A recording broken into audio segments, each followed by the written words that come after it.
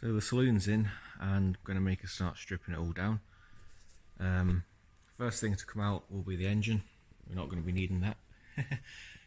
And then pretty much everything else, electrical and interior, will be the next. So all the dashboard and everything will be coming out. Wiring looms, seats, carpets, a whole lot. Pretty much the only thing in here that's going to be kept is the saloon specific things, like so the roof lining and rear trims and stuff. The rest of it's all going to be from the other car. So yeah, it's going to be quite good fun actually. I do enjoy doing this sort of thing. So yeah, should be fun. Okay, so got the engine out, as you can see, and the front end has been removed. Only taken a couple of hours to do. Really wasn't long at all. Mainly because I've done quite a few VAG cars now and kind of worked out how to do things quickly and efficiently. So yeah, engine's out. The next job to do is the front subframe and rear subframe, or rear axle. Some people call it a rear subframe. It's an axle, it's a beam axle. That needs to come out as well. Mainly because I need to take the fuel tank out for petrol and diesel related reasons. This tank will not be compatible. I'm also wanting to put new bushers in the rear axle as well, just to improve the handling. Brakes and stuff. Discs are alright, they're actually not bad. A bit watermarked, well, rusty I should say, but they're alright, they'll go again. Calipers and discs, new. Sorry, calipers and pads, new. They are pretty buggered. So I will be putting brand new ones on there. Front subframe needs to come out, as I mentioned as well, to make way for the diesel one. I've also got all the poly bushers and everything from the other subframe to go in. So yeah, this one's not the best either. The ball joints, I had to melt them, get them very hot to get them to separate, mainly because all these bolts were rotten. It just gives you an idea of what the rest of it's like. Very much not good. Very not good. So yeah, we've got the heater matrix there. That's going to come out, as well as the clutch cable and all this sort of stuff. Well, clutch line I should say. And then once all that's out, we can get the wiring harnesses. I've got the what do you call it, the engine bay loom, which is all this. And then we've got the interior. Obviously all this needs to come out. So dashboard, all that lovely stuff. I don't mind doing the interior stuff. I enjoy that more than the exterior stuff. I mean, I like it all, but me being an auto electrician means to prefer this sort of stuff. So yeah, got the seats to come out. Pretty much everything in here has been replaced with the stuff from the Elegance, bar a few things like sort of the headliner, because that's saloon or sedan specific. The back trims as well, you know, all the trims that are in here, that's all going to obviously stay in place. Well, it'll get removed to route the wiring and then put back in, and then the rest of it is all going to be from the TDI, because it's a 06 plate Elegance, as I mentioned, and it's got a really nice interior, so it'll replace all this. I'll tell you something, this steering wheel's in very good condition. Random fact for you there. So yeah, I should probably crack on. So disassembly is still going pretty good. Engine's out, which I think I mentioned. Been working on the underneath stuff, so got the rear axle out, as you can see here, or more importantly you can't see.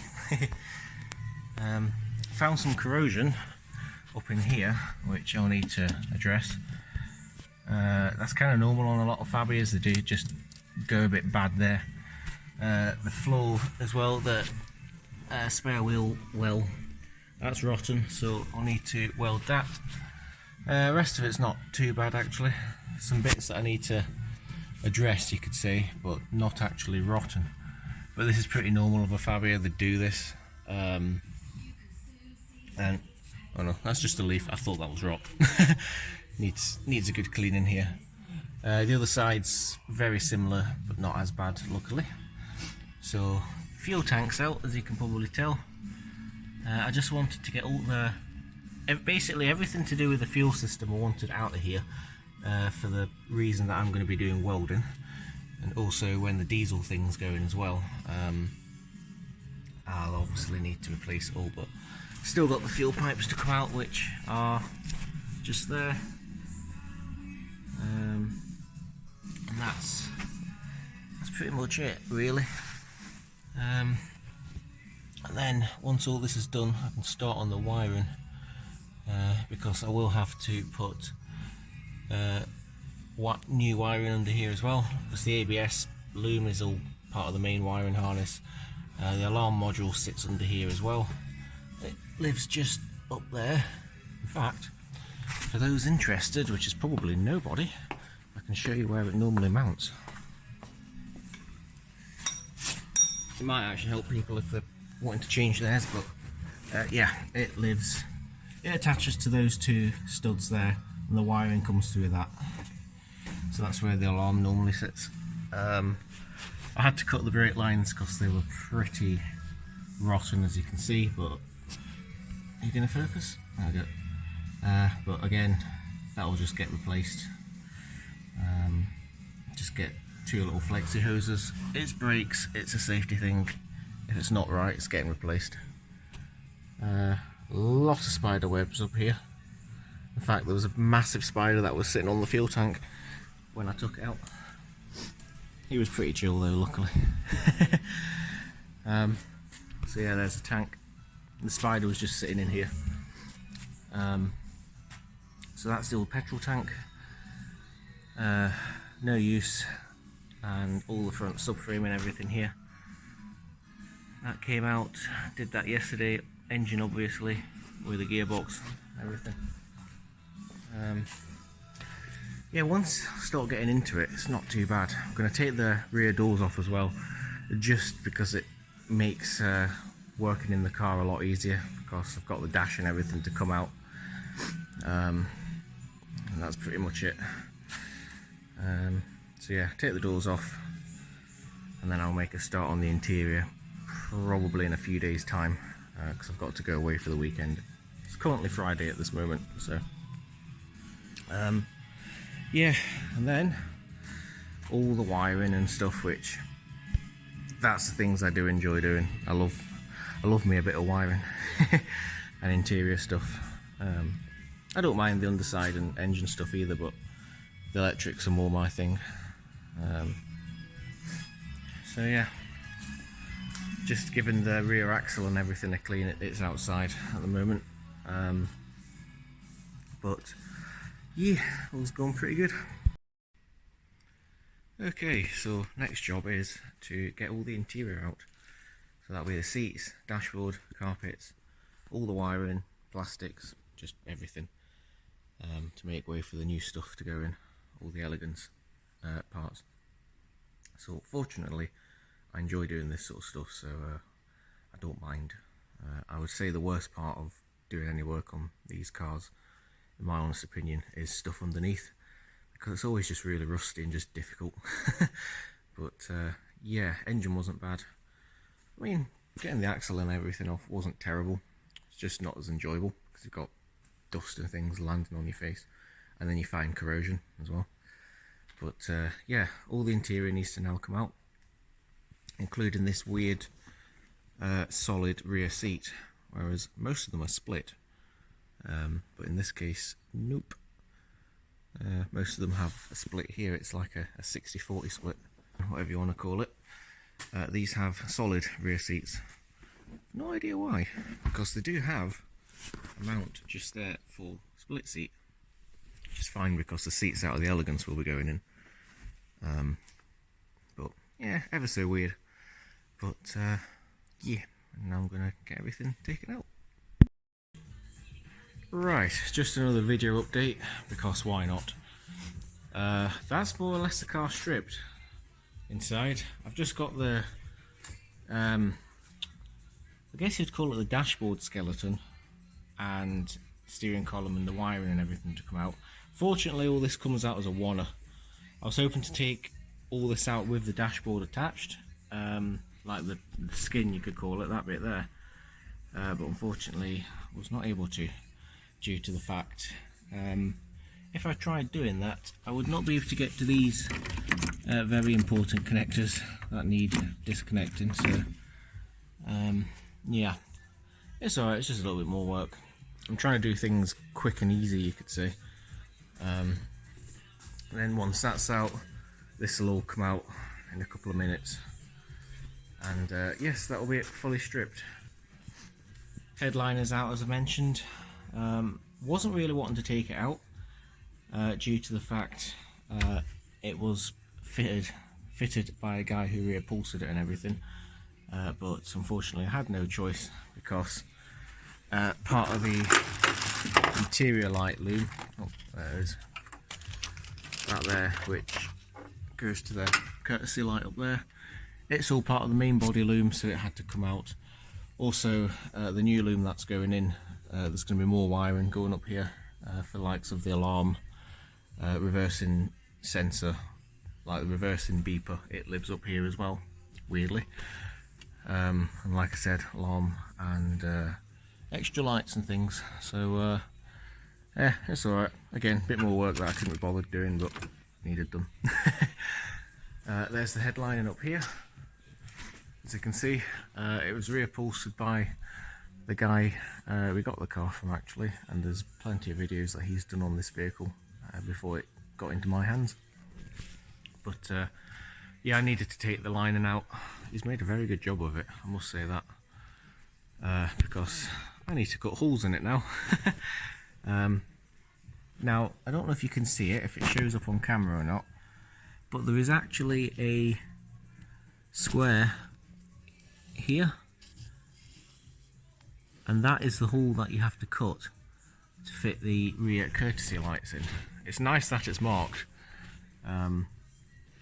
As I mentioned, the rear courtesy lights in the Fabias look like that. I did the same with this headlining. This is one out of a VRS, and I did cut it in order to fit those lights up there. So I'm going to do the same with this one. And like I mentioned earlier, my own Fabia has them as well, but that one has a headlining out of an Elegance in it, which means it was pre-cut, so that saved me 5 seconds of my time. But yeah, going to be fitting the lights into that later on probably, and give it a good clean as well. And yeah, then it's just onto the welding and getting the body all 100%, because like I mentioned, there's some rust mainly in the spare wheel well, and a few bits here and there, so I can do that without any worries of setting stuff on fire. There's some holes in the floor. I can't remember if I mentioned this or not. I probably did earlier on, but someone has bored holes in the floor of the car. There's one there, and then I did find, I need to have a bit of a tidy in here, did find one there, so they need welding up. I'm going to assume it was a lazy garage who had to take the under tray off and broke some clips, so just put TEC screws into the floor. Really hate it when they do that. So yeah, now to get all this gubbins out of the way, and yeah, that'll be it for the inside. So that is the innards now, outwards. Yeah, that's all the heater and wiring and steering column and everything just there. The main wiring loom for the car. Everything else, the dash support skeleton thingy, all comes out as an Awana, which is nice. And